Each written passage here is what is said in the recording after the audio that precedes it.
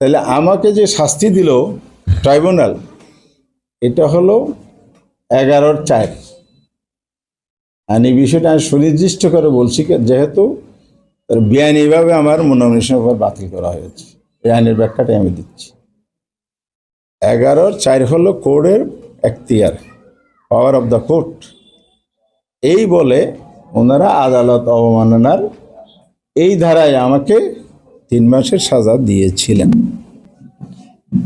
আর international যে court আছে, আইন আছে, আমরা আইসিটি যেটা বলছি, এই আইসিটি মামলার 9 ধারায় যখন কোনো মামলা হয়, কথা কি আমরা ক্লিয়ার হলেন তো? আমারটা হলো 11/4, কিন্তু আইসিটি আইনে হচ্ছে 9 ধারা।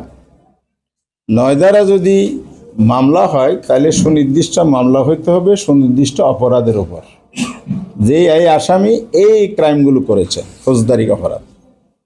নাম্বার 2, এটার উপর তদন্ত হতে হবে।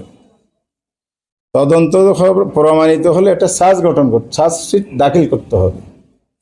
নাম্বার 4, এই দাখিলকৃত চার্জের ভিত্তিতে বিচার হবে কি হবে না, এর জন্য চার্জ ফ্রেম করতে হবে। চার্জ ফ্রেম হওয়ার পরে ট্রায়ালে যাবে, সাক্ষী দ্বারা প্রমাণিত হলে তারপরে রায় হবে।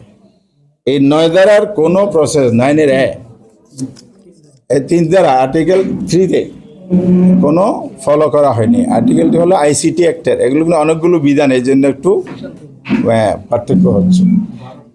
আপনার সেই জায়গায় যদি সুনির্দিষ্ট মামলা না হয়, তদন্ত না হয়, চার্জ গঠন না হয়, চার্জ ফ্রেম না হয়, বিচার ট্রায়াল কিছুই হয়নি, কারণ সেই মামলা তো এটা না। এটা হলো একটা বক্তব্যের মধ্য দিয়ে ইন্টেনশনালি একটা মামলা করা হয়েছে রাজনৈতিক উদ্দেশ্যে। কোন সরকার? যারা মানুষ খুন করেছে, গুম করেছে এবং আদালতের দরজার উপর লাঠি মেরেছে, সেই সরকার। এটা সেই সরকার মানুষকে বিচারের শেষ আশ্রয়স্থল ধ্বংস করে দিয়েছে। সেই সরকারের আমলের, ফেসিদা আমলের একটা মামলায় অন্যায় বেআইনিভাবে আজকে আমার নমিনেশনের উপর ওনারা অ্যাকসেপ্ট করেন নাই। মিথ্যা মামলায় আমাদেরকে হয়রানি করা হয়েছে, জেলে আটক করা হয়েছে, রিমান্ডে নেওয়া হয়েছে, অসংখ্য মানুষকে গুম করা হয়েছে, খুন করা হয়েছে। অবর্ণনীয় অমানবিক নির্যাতন সে সময় করা হয়েছিল।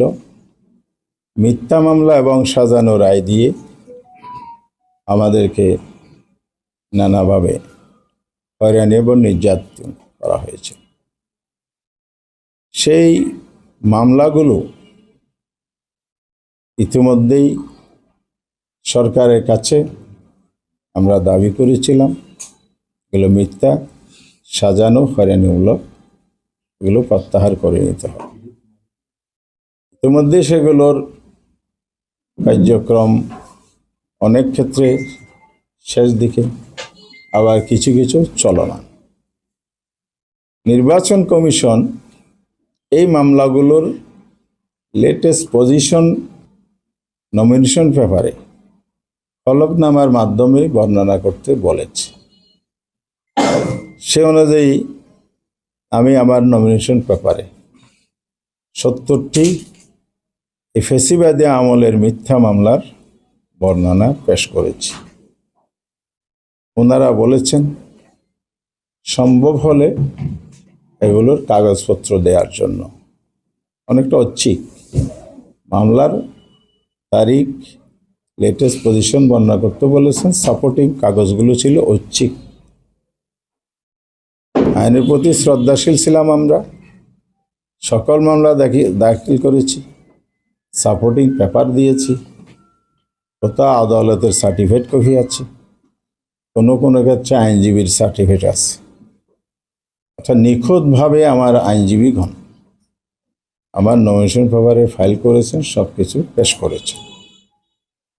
হলফনামায় সম্পদ বিবরণী আছে, যথারীতি সেটা আমরা করেছি।